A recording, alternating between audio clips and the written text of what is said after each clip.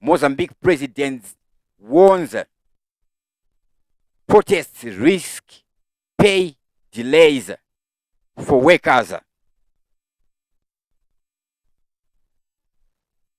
Are these guys now using money to try to stop the protests as a strategy? Let us dig in and find out.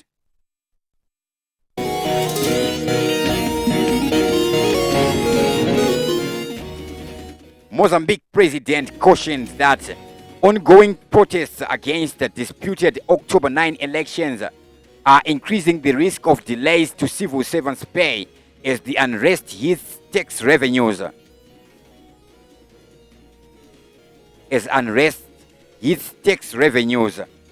So there'll be a delay. This announcement is basically saying it's a delay until the tax revenues are restored. They'll continue. Fiscal receipts for November were below expectation because of the demonstrations which began October 21. Philip News, the president, said in remarks on the state broadcaster on Wednesday, "This worries me because I am not able to pay teachers and nurses' salaries." Opposition leader Venancio Mondlane has called for repeated demonstrations over the past 6 weeks to protest the voting outcome. The electoral authorities said he came second in the presidential race with 20% and that the ruling party won, extending its 49 years in power.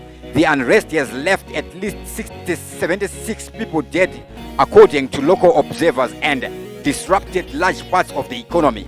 Economic growth already slowed to 3.7% in the 3 months ended September 30, and leading economic indicators paint a bleak picture for November. Mozambique's Purchasing Managers Index fell to 48.4, the lowest since January, and suggesting a contraction. S&P Global Ratings separately warned that the government's raising domestic debt levels, which have more than doubled since 2020, were becoming increasingly difficult to service. The unrest has added to these pressures. The government of the nascent natural gas exporters was already struggling with ballooning public wage bill that drew warning from International Monetary Fund earlier this year. The protests have had a significant impact on the Southeast African nation.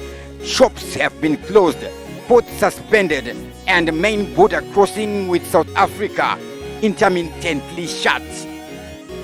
That was the case again on Wednesday after Mondlane called for another week of protests. As with last week's demonstrations, protesters at the Mozambique-Rezano-Garcia border post would block the route in the morning until 4 p.m.